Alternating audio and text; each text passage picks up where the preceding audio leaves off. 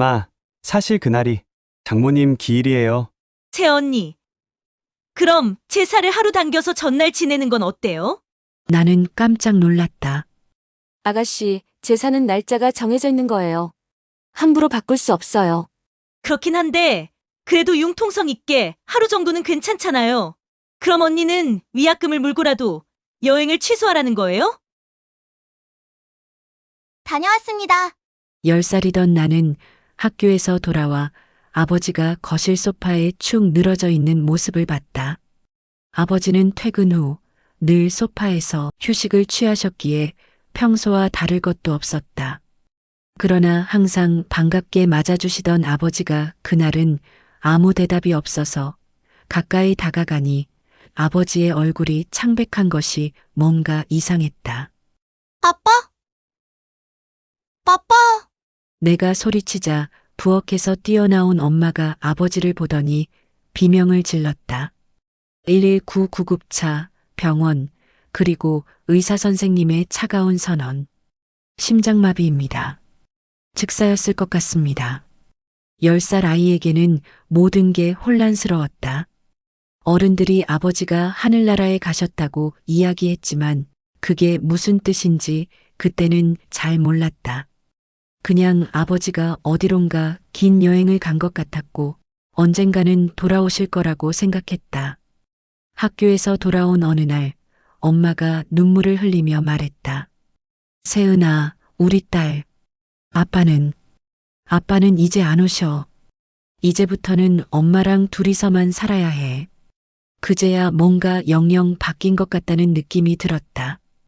완전히 이해하지는 못했지만 아버지 자리가 계속 비어 있다는 건 알 수 있었다. 그날 이후 우리 집은 달라졌다. 엄마는 하루아침에 가장이 되었고 나는 엄마의 유일한 가족이 되었다. 외동딸인 나에게 엄마는 모든 것이었고 엄마에게 나는 살아가는 이유 그 자체였다. 엄마는 아버지 보험금으로 작은 분식집을 차려 새벽 5시부터 밤 9시까지 하루도 쉬지 않고 일하셨다. 나는 학교에서 돌아오면 분식집에서 숙제를 했고 손님이 많을 때는 엄마 옆에서 엄마를 도와드리기도 했다. 우리 이쁜 세은이가 있어서 엄마가 힘이 난다. 엄마는 늘 그렇게 말했다. 힘든 내색은 전혀 하지 않았다. 하지만 나는 알고 있었다. 밤늦게 혼자 울고 있던 엄마의 뒷모습을, 아버지 사진 앞에서 중얼중얼 혼잣말하던 엄마를. 고등학교 졸업 후 난 대학에 가지 않고 엄마 일을 도왔다. 엄마는 반대했지만 나는 엄마 곁을 떠날 수가 없었다. 둘이서 버텨온 시간들이 너무 소중했고 엄마 혼자 두고 갈 수가 없었다. 괜찮아 엄마, 나는 엄마랑 같이 있는 게 제일 행복해. 그렇게 말하던 20살의 내가 지금은 그립다. 26살이 되던 해 엄마에게 이상이 생겼다. 계속 기침을 하고 숨이 찼다. 처음엔 감기려니 했는데 한 달이 넘도록 낫지 않았다. 엄마, 병원 가봐.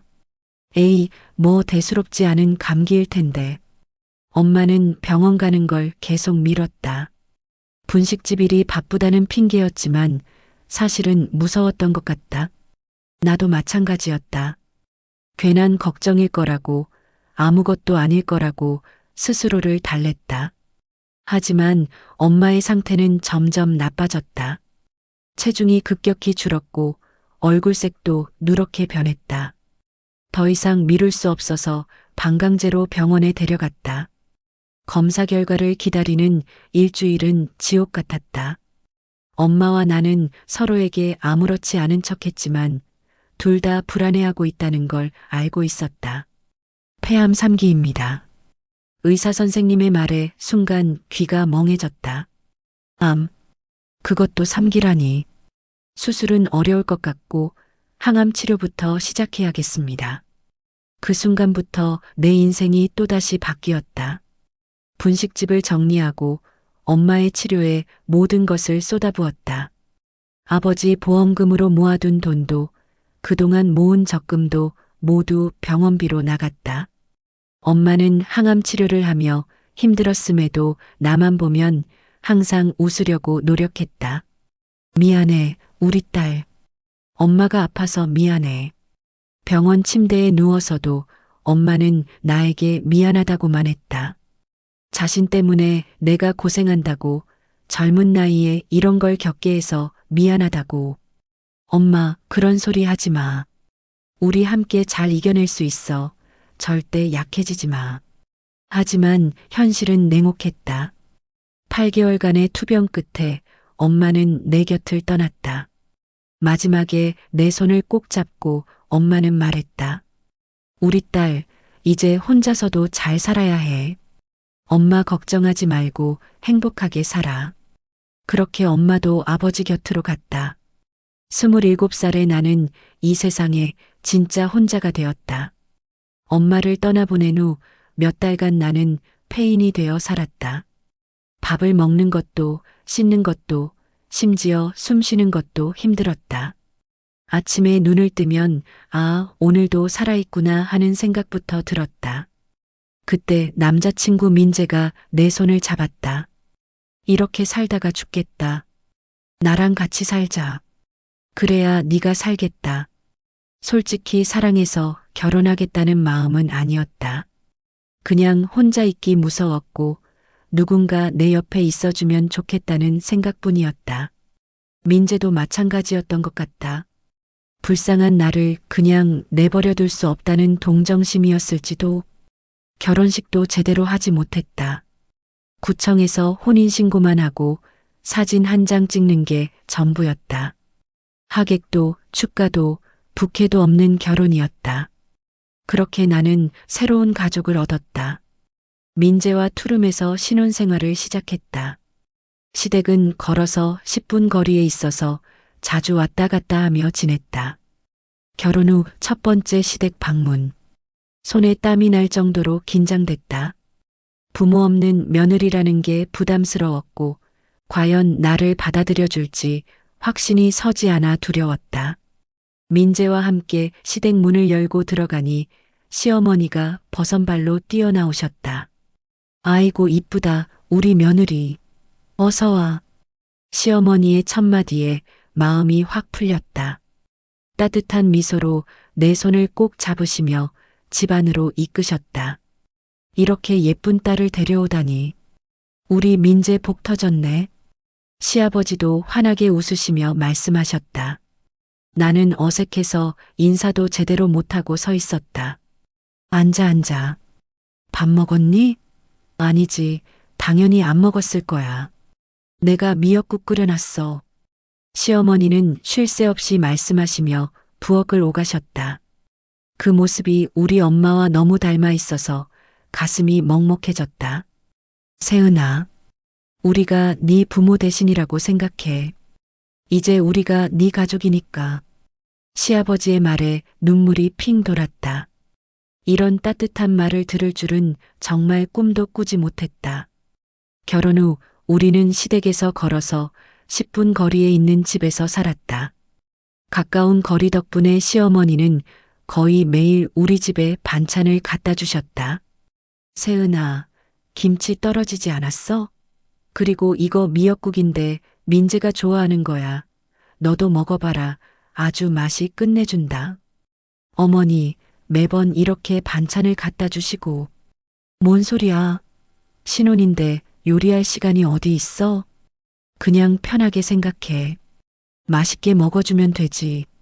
시어머니는 늘 그런 식이었다. 며느리를 챙기는 게 당연하다는 듯이. 저녁 되면 자주 시댁에서 함께 식사를 했다. 시누이도 결혼해서 가끔 아이들과 함께 오곤 했는데 그럴 때면 정말 큰 가족이 된 기분이었다. 언니, 나도 언니 갖고 싶었는데 언니가 생기니까 너무 기분이 좋아요. 진짜 친언니 같아요. 시누이 수진이의 말에 가슴이 따뜻해졌다. 처음에는 부모 없는 언니라고 무시할까 걱정했는데 오히려 더 잘해줬다. 결혼한 지 8개월 후 엄마의 첫 번째 기일이 다가왔다. 며칠 전부터 마음이 무거웠다. 작년까지는 혼자서 간소하게 추도만 했는데 이제 시댁에 어떻게 말해야 할지 고민이었다. 자기야, 우리 엄마 기일이 다음 주인데. 아, 맞다. 깜빡할 뻔했네. 우리 집에서 제사상 차리자. 민재가 당연하다는 듯 말했다. 하지만 나는 망설였다.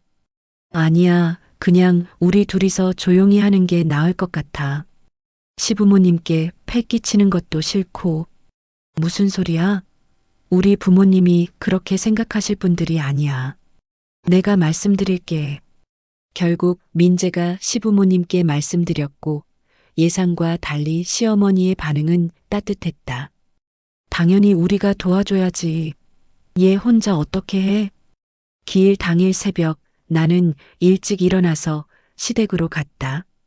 제사 준비를 하려고 했는데 시어머니가 이미 부엌에서 바쁘게 움직이고 계셨다. 어머니, 제가 할게요. 죄송해요. 무슨 소리야? 네가 언제 혼자서 다 준비해? 엄마 기일인데 딸내미가 고생하면 어떡해. 시어머니는 새벽부터 나무를 묻히고 전을 부치고 정성스럽게 제사상을 준비해 주셨다. 나는 그저 옆에서 거들기만 했다. 어머니, 정말 감사해요. 어떻게 이렇게까지. 세은아, 우리가 뭐 남이니?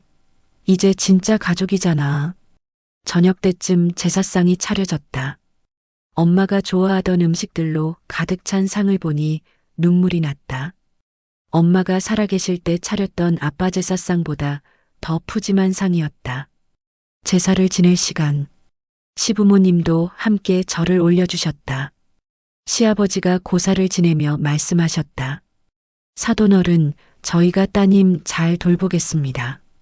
걱정 마시고 편히 계세요. 시어머니도 혼자 남은 내가 안쓰러우셨는지 눈물을 글썽이며 덧붙이셨다. 우리 며느리 이렇게 착한데 하늘에서 잘 지켜봐 주세요. 그 순간 나는 주저앉아 울었다. 엄마를 잃은 뒤로 참아왔던 눈물이 한꺼번에 쏟아졌다. 엄마, 엄마, 울어라, 울어. 시원하게 울어버려. 시어머니가 내 등을 토닥이며 말씀하셨다. 민재도 내 옆에 앉아서 함께 울었다. 그날 밤 시어머니가 우리 집까지 따라오셨다. 손에는 두툼한 봉투를 들고 계셨다. 세은아, 이거 받아라. 엄마 산소 갈 때 꽃도 사서 올려드리고. 아니에요, 어머니. 이런 거 받을 수 없어요. 받아. 사돈께서 우리한테 이렇게 좋은 딸을 보내주셨는데 이 정도는 해야지. 시아버지도 함께 오셔서 말씀하셨다. 세은아, 우리가 네 부모님 대신 해드리는 마음이니까 부담스러워하지 마라. 그리고 이제 새로운 부모가 생겼으니 혼자라 생각하지 말고 든든하게 생각해. 그렇게 첫 번째 기일이 지나갔고 이후 매년 똑같은 일이 반복됐다. 엄마 기일뿐만 아니라 아버지 기일에도 시댁에서는 정성스럽게 제사상을 차려주셨다. 시어머니는 매번 새벽같이 일어나서 나무를 묻히시고 시아버지는 고사를 직접 지내주셨다. 그들에게는 아무 의무도 없는 일인데도 말이다. 우리 며느리 부모님이니까 당연한 거지. 시어머니의 말에 나는 늘 감동했다.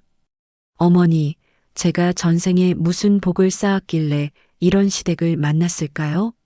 네가 효녀라서 그렇지. 하늘이 다 보고 계시거든. 기일이 되면 나는 새벽부터 시댁으로 가서 함께 준비하고 민재와 함께 밤 늦게 집으로 돌아왔다. 고생 많았어. 우리 엄마가 너 오늘 고생 많았다고 하시던데. 무슨 소리야. 고생은 어머니 혼자서 다 하셨는데. 나는 감사하지. 이런 시댁을 만나서. 시댁 식구들은 나에게 진짜 부모님이 되어주셨다. 몸이 아플 때면 시어머니가 우리 집에 죽을 끓여서 가져다 주시고 시아버지는 용돈을 챙겨주시며 네가 쓰고 싶은 거 사라고 하셨다. 명절 때도 마찬가지였다. 다른 집 며느리들이 명절 스트레스로 힘들어할 때 나는 오히려 시댁에 가는 게 기다려졌다. 우리 며느리 오면 집안이 환해진다. 시아버지의 말씀에 민재도 흐뭇해했다. 우리 세은이가 복덩이에요, 아버지. 평소에도 시어머니는 자주 우리 집에 오셨다. 그냥 얼굴 보러 오시기도 하고 반찬 가져다 주러 오시기도 했다. 세은아, 엄마 왔다. 김치 겉절이 좀 가져왔어. 어머니, 힘드시게 왜 이런 걸 또. 뭘 또야? 너 겉절이 좋아해서 생각난 김에 했어. 그런 일상들이 쌓여가면서 나는 정말로 가족이 된 느낌이었다. 어느 날 시어머니가 우리 집 거실에 앉아서 물으셨다. 세은아, 우리 가족 되면서 불편한 거 없어? 뭔가 아쉬운 거 있으면 언제든 말해. 어머니, 전 정말 행복해요. 이렇게 따뜻한 가족을 만나서 얼마나 감사한지 몰라요. 하늘에서 저희 엄마도 아주 뿌듯한 모습으로 내려다보실 거예요. 그래, 다행이다. 우리도 너 같은 며느리 만나서 정말 기쁘단다. 그때 나는 정말로 새로운 인생을 시작했다고 생각했다. 상처받은 과거는 뒤로 하고 이 따뜻한 가족들과 함께라면 무엇이든 할 수 있을 것 같았다. 민재와의 사랑도 점점 깊어갔다. 처음에는 동정으로 시작된 관계였지만 시댁 가족들의 따뜻함 속에서 우리는 진짜 부부가 되어갔다. 자기야, 우리 정말 인연인 것 같아. 나도 그래. 진정한 한 가정을 이룬 것 같아서 너무 좋아. 그렇게 행복한 시간들이 흘러갔다. 나는 비로소 안정을 찾았고 미래에 대한 희망도 생겼다. 걸어서 10분 거리의 시댁은 언제든 갈 수 있는 친정 같은 곳이 되었다. 결혼 5년 차. 어느 날 달력을 보던 중 깜짝 놀랄 일을 발견했다. 올해엔 하필이면 엄마 기일이 시어머니 환갑과 정확히 겹쳐 있었다. 음력 날짜가 양력으로 계산했을 때 똑같은 날이었던 것이다. 어머나, 어떻게 이런 일이. 손이 떨렸다. 지난 4년간 한 번도 겹친 적이 없었는데 하필 시어머니 환갑과 겹치다니. 민재에게 조심스럽게 말했다. 자기야, 올해 우리 엄마 기일이 어머니 환갑이랑 완전 겹쳐버렸어. 진짜? 어떻게 이런 일이 있을 수가 있지? 민재도 당황스러워했다. 우리 둘 다 달력을 다시 확인했지만 틀림없었다. 어떡하지? 어머니께 말씀드려야 하나? 일단 좀 생각해보자. 좋은 방법이 있을 거야. 하지만 며칠이 지나도 뾰족한 수가 떠오르지 않았다. 일주일 후 저녁 식사하러 시댁에 갔을 때였다.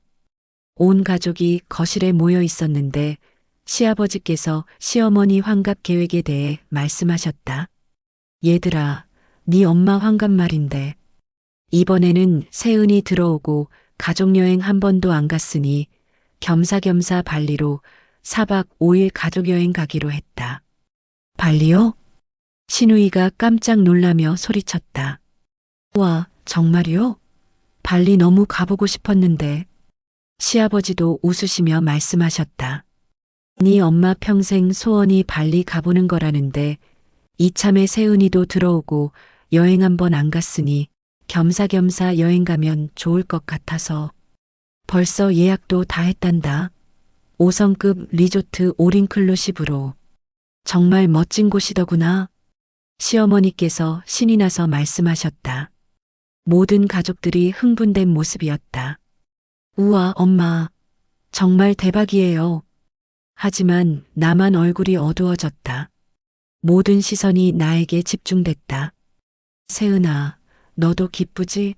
너도 발리 가보고 싶다고 했었잖아. 시어머니께서 내게 물으셨을 때 나는 대답을 하지 못했다. 저는 왜? 무슨 일 있어? 민재가 내 표정을 보더니 급히 말했다. 엄마, 사실 그날이 장모님 기일이에요.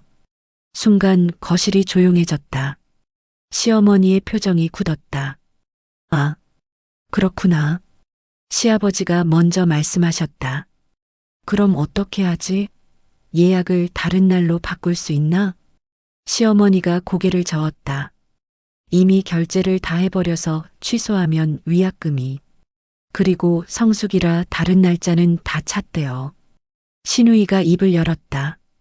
그럼 제사를 하루 전에 지내면 안 되나요? 나는 깜짝 놀랐다. 아가씨, 제사는 날짜가 정해져 있는 거예요.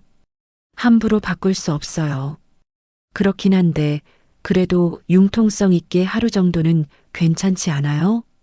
신우이의 말에 가슴이 철렁했다. 시아버지께서도 거들었다. 미리 세은이한테 물어볼 걸 그랬구나. 서프라이즈로 예약 다 해놓고 말한다는 게 이렇게 되었구나. 그래, 세은아, 혹시 날짜를 하루 전날 하고 가면 안 되겠니? 중요한 건 마음이니까. 시어머니께서도 신우이와 같은 의견을 내셨지만 내 마음은 흔들리지 않았다. 어머니, 그래도 제사날을 마음대로 조정한다는 게. 근데 세은아, 어차피 결제도 다 된 거 네가 잘 좀 생각해줬으면 좋겠구나. 시어머니의 목소리에도 간절함이 묻어 있었다. 하지만 나는 고개를 저었다. 죄송해요. 정말 죄송하지만 엄마 기일만큼은 못 바꿀 것 같아요. 신우이의 표정이 차갑게 변했다. 언니, 너무 고집스러운 거 아니에요? 그럼 위약금을 물고라도 여행을 취소하라는 거예요?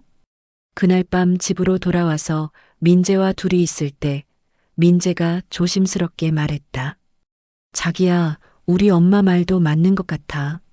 하루 전에 제사 지내고 환갑 때는 가족들이랑 같이 여행 가는 게 어떨까? 자기도 그렇게 생각하는 거야?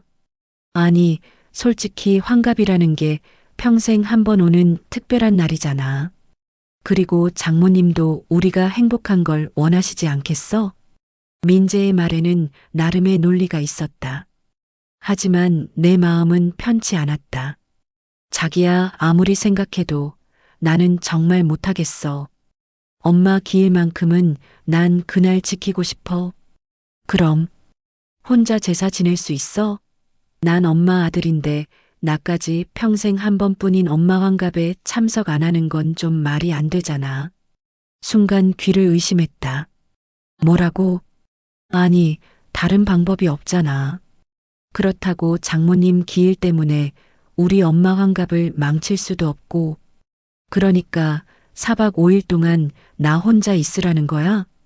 그게 어쩔 수 없지 않겠어? 민재의 말에 충격을 받았다. 지금까지 함께 울어주던 남편이 이런 말을 하다니. 자기야, 지금 나한테 혼자 있으라는 거야? 엄마 기일에? 다른 방법이 있으면 얘기해봐. 나도 방법이 있으면 좋겠어. 위약금 물어가면서까지 우리 엄마 환갑을 망칠 수는 없잖아. 다음날 저녁 식사를 하러 갔을 때 시댁 분위기가 미묘하게 변한 느낌이었다. 시어머니는 여전히 웃으셨지만 어딘가 어색했다. 세은아, 밥 먹었니? 어머니는 여전히 부드럽게 말씀하셨지만 여전히 내 마음은 편치 않았다. 신우이는 아예 대놓고 불만을 표했다.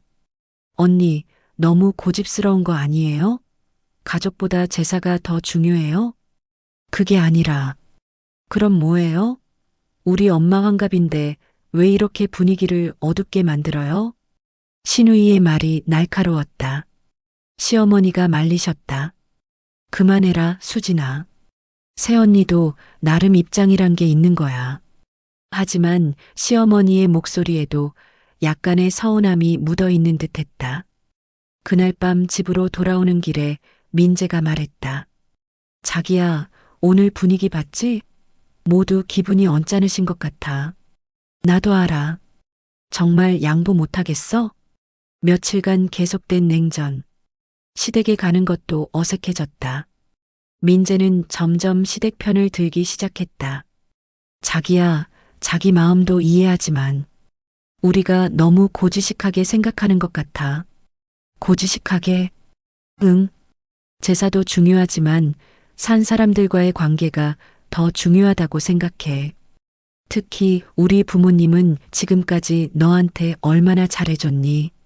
그러니까 내가 은혜를 모르는 며느리라는 거야? 그런 뜻이 아니야. 왜 그렇게 해석해? 그럼 뭐야? 나보고 엄마 기일을 포기하라는 거야? 포기가 아니라 조정하라는 거지. 하루 전에 지내면 도저히 안 되는 거야? 안 돼. 다른 거면 몰라도 엄마 기일만큼은 절대 못 받고. 목소리가 커졌다. 민재도 짜증을 냈다. 그럼 어떡하라고? 우리 가족들 다 기분 나쁘게 만들고 싶어? 가족? 그럼 나는 가족이 아니야? 왜 또 그런 식으로 받아들여? 너도 물론 우리 가족이지. 가족이면 내 입장도 이해해줘야 하는 거 아니야? 그날 밤 우리는 처음으로 큰 싸움을 했다. 결국 민재는 거실에서 잤다. 그렇게 냉전이 계속되면서 시댁에도 잘 가지 않게 되었다. 시어머니가 반찬을 가져다 주셔도 예전처럼 반갑지 않았다. 얼마 후 민재가 최종 통보를 했다. 자기야, 이제 결정해.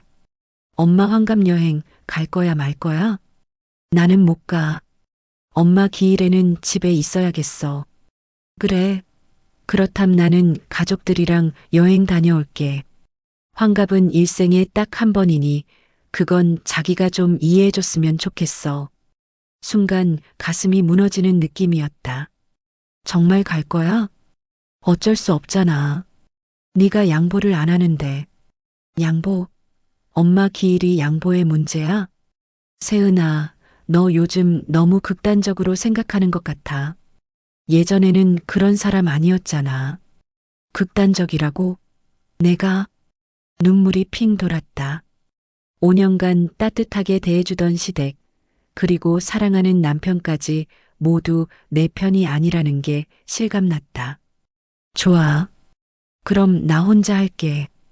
음식도 나 혼자 하고 엄마 기일도 혼자 지낼 테니 당신들은 신나게 여행 다녀와. 세은아. 됐어. 이제 알겠어. 결국 나는 외부인이었어. 5년 동안 착각하고 살았네. 그날 밤 나는 홀로 울었다. 모든 게 무너지는 느낌이었다. 갈등이 일주일째 계속되던 어느 날 시어머니가 우리 집으로 오셨다. 거실에 앉은 시어머니의 표정은 복잡했다. 세은아, 앉아봐라. 나는 조심스럽게 시어머니 앞에 앉았다. 며칠간 서로 어색했던 분위기가 무겁게 흘렀다. 세은아, 네 마음 모르는 거 아니야. 나도 부모 잃고 산 사람이야. 기일이 얼마나 소중한지 알아. 그런데 시어머니가 한숨을 깊게 쉬었다. 그런데 가족이라는 게 때로는 양보도 해야 하는 거 아닐까? 상황에 따라 말이야. 그 말에 가슴이 철렁했다. 결국 며느리라는 이유로 양보해야 한다는 뜻이었다. 어머니, 저는 아니다. 내가 욕심을 부렸나 보다. 네가 그렇게까지 싫다면 어쩔 수 없지. 시어머니의 목소리에 서운함이 가득했다. 그래, 네 마음 이해해. 그럼 우리끼리 다녀와도 괜찮을까? 나는 울컥했지만 아무 말도 못했다. 목이 메어서 소리가 나오지 않았다. 어머니, 그래 알았다. 나도 이제 나이가 들어서 고집이 생겼나 보다. 네 마음 편한 대로 하렴. 시어머니가 일어나시면서 말씀하셨다. 그 등 뒤가 어쩐지 쓸쓸해 보였다. 그날 저녁 민재가 다시 한번 설득을 시도했다. 자기야, 우리 엄마 기분 엄청 상하신 것 같아. 평생 환갑은 한 번뿐인데. 나도 알아. 하지만 우리 엄마 기일도 1년에 한 번뿐이야. 그럼 정말 혼자 있을 거야? 4박 5일 동안? 응, 혼자 있을게. 민재의 표정이 차갑게 변했다. 근데 세은아, 그동안 몰랐는데 너 좀 이기적인 것 같아. 이기적? 응. 온 가족이 양보해달라고 하는데 혼자만 고집 피우고. 이게 이기적이 아니면 뭐야? 가슴이 찢어지는 것 같았다. 사랑하는 남편한테서 이런 말을 들을 줄은 몰랐다. 내가 이기적이라고 생각해? 적어도 지금은 그렇게 보여. 예전 네 모습 같지 않아. 예전 내 모습? 응. 항상 따뜻하고 배려심 많던 네 모습 말이야. 지금은 너무 경직돼 있어. 그 말에 더 이상 참을 수가 없었다. 알겠어. 내가 이기적이고 경직된 사람이구나. 그럼 당신은 신나게 여행 다녀와. 세은아. 됐어. 이제 그만해. 여행 출발 하루 전 시어머니께서 음식을 바리바리 싸들고 우리 집으로 오셨다. 세은아, 이거 받아라. 어머니. 내일 엄마 기일에 올릴 음식들이다. 나도 마음이 편치 않아 준비했어. 순간 눈물이 핑 돌았다. 어머니, 내가 조금 서운하다고 해서 네 엄마 제사를 소홀히 할 순 없잖아. 4년간 해왔는데. 시어머니의 목소리는 담담했지만 그 안에 복잡한 감정이 섞여 있었다. 세은아, 이 전들은 내일 아침에 다시 데워서 올려드려. 그리고 과일도 깨끗이 씻어서 올리고. 어머니, 정말 감사해요. 나 없이 너 혼자 이 음식들을 어떻게 다 하니. 그래서 준비해 왔어. 하지만 시어머니의 표정은 여전히 서운해 보였다. 다음 날 새벽, 시댁 식구들은 일찍 공항으로 떠났다. 평소 같으면 배웅도 했을 텐데 그날은 그럴 분위기가 아니었다. 민재만 짧게 인사하고 갔다. 그럼 다녀올게. 응. 조심해서 다녀와. 차 소리가 멀어지고 우리 집은 고요해졌다. 이렇게 혼자 남겨지니 무척 쓸쓸했다. 평소 같으면 시어머니가 아침 일찍 오셔서 세은아, 일어났니? 하고 부르셨을 텐데 시어머니가 준비해 주신 제사 음식들을 하나씩 데우기 시작했다. 전을 팬에 올리자 익숙한 향이 났다. 시어머니 손맛이 그대로 묻어 있었다. 어머니, 혼자 중얼거리며 눈물을 훔쳤다. 화가 나셨을 텐데도 이렇게 정성스럽게 준비해 주시다니. 저녁이 되어 거실에 제사상을 차렸다. 시어머니가 준비해 주신 음식들로 가득한 상이었다. 4년간 늘 시댁에서 온 가족이 함께 지냈던 제사를 혼자 지내려니 마음이 무거웠다. 엄마, 아빠, 오늘은 저 혼자예요. 제사상 앞에 무릎을 꿇고 앉았다. 절을 하려는데 눈물이 쏟아졌다. 엄마, 내가 잘못한 걸까? 다들 나보고 이기적이라고 해. 엄마 영정 사진을 바라보며 중얼거렸다. 나는 그냥 엄마랑 아빠를 잊고 싶지 않았던 건데. 이날만큼은 온전히 엄마 아빠 생각만 하고 싶었던 건데. 혼자서 절을 올렸다. 매년 민재와 시부모님이 함께 절을 해주셨는데 혼자가 되고 보니 그리웠다. 엄마, 이 음식 모두 시어머니가 준비해 주셨어. 정말 좋은 분이야. 그런데 왜 나는 이렇게 고집을 부렸을까? 자책하는 마음이 들기 시작했다. 밥을 떠놓고 술을 부으며 고사를 지냈다. 시아버지가 해주시던 것처럼 정성스럽게 했다. 엄마 아빠 맛있게 드세요.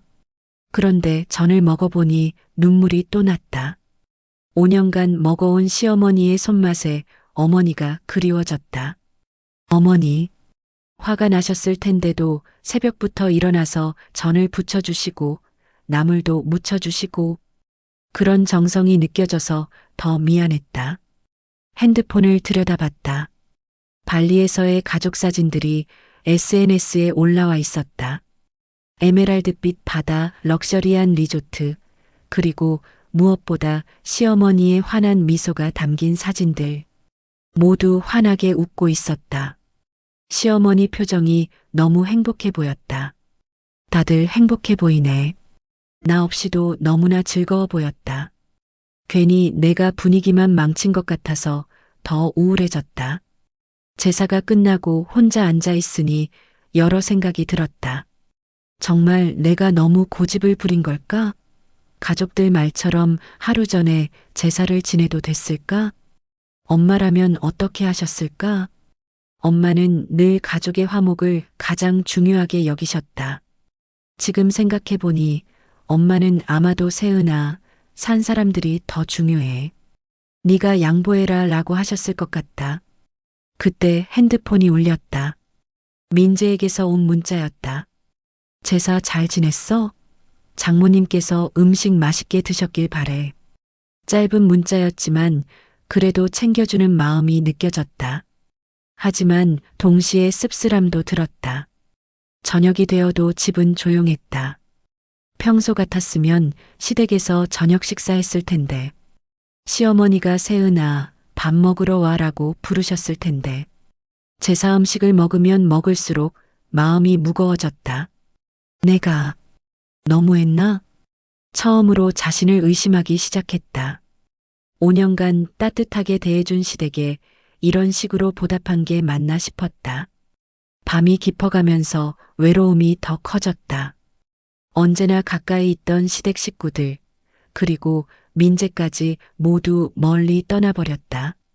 평소 같으면 저녁 늦게라도 시어머니가 연락을 주셨을 법도 한데 아무 연락이 없었다. 앞으로 어떻게 될까? 그리고 이 갈등이 우리 가족에게 어떤 상처를 남길까? 가족들이 여행에서 도착한 당일 오후 시어머니에게서 카톡이 왔다. 세은아, 면세점에서 네가 평소 쓰던 화장품 사왔다. 이따 잠깐 들르렴. 짧지만 따뜻한 메시지였다. 그래도 날 생각해 주셨다는 마음에 가슴이 뭉클했다. 어머니, 감사해요. 조금 이따 갈게요. 부랴부랴 과일을 사들고 시댁으로 향했다. 잘 다녀오셨어요? 현관문을 열고 들어가니 온 가족이 거실에 모여 있었다. 여행 가방들이 여기저기 놓여 있고 면세점 쇼핑백들도 가득했다. 세은이 왔구나. 시아버지가 먼저 인사해 주셨지만 약간 어색함이 감돌았다. 아버님, 여행 잘 다녀오셨어요? 응, 잘 다녀왔다. 시어머니도 웃으시며 대답해 주셨다. 민재는 소파에 앉아서 핸드폰만 보고 있었다. 내가 들어와도 눈길 한 번 주지 않았다. 여행 정말 좋았나 봐요. 사진으로 봤는데 너무 예쁘더라고요. 나는 애써 밝게 말하며 자리에 앉았다. 정말 좋았어. 리조트가 진짜 끝내주더라. 신우이가 신이 나서 말하기 시작했다. 언니, 이거 봐요. 발리 선셋이야. 진짜 장관이었어요. 핸드폰으로 사진들을 보여주는 신우이. 에메랄드빛 바다, 야자수가 늘어선 해변, 그리고 온 가족이 환하게 웃고 있는 모습들. 우와, 정말 예쁘다. 나는 감탄사를 내뱉으며 사진을 봤다. 정말 아름다운 풍경들이었다. 시어머니께서 말씀하셨다. 세은아, 정말 좋더라. 평생 가보고 싶었던 발리인데 정말 너무 좋았어. 스파도 받고 맛있는 것도 많이 먹고 진짜 제대로 힐링했어요. 신우이가 계속 신나게 이야기를 들려줬다. 엄마 환갑상도 리조트에서 차려줬는데 진짜 예쁘게 해줬어. 케이크도 엄청 크고 모든 가족들이 밝게 여행 이야기를 해주었다. 정말 즐거운 시간을 보낸 것 같았다. 이야기를 들으면 들을수록 마음이 무거워졌다. 정말 좋은 여행이었구나.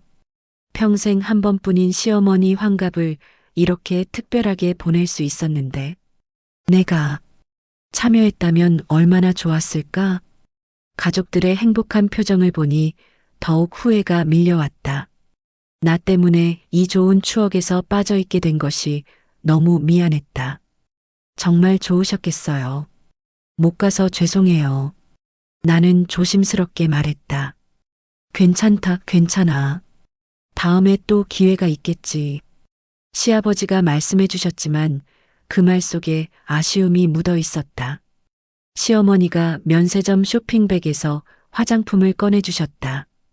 이거 내가 쓰던 거 맞지? 확인해 봐라. 감사해요, 어머니. 정말 감사해요. 화장품을 받아들면서 더욱 미안한 마음이 들었다.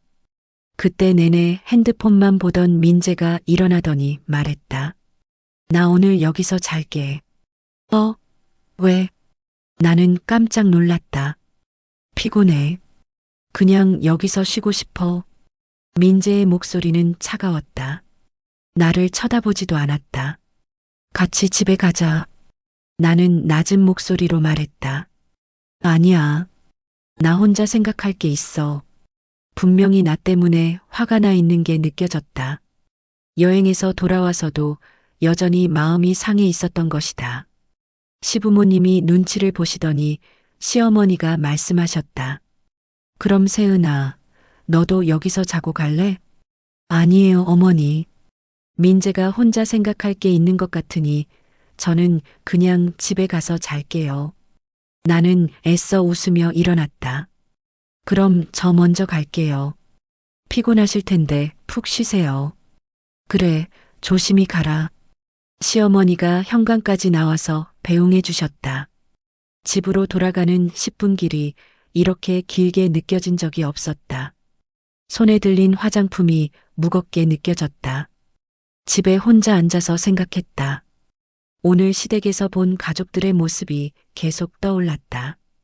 어색하긴 했지만 그래도 날 챙겨주려고 노력하는 시부모님.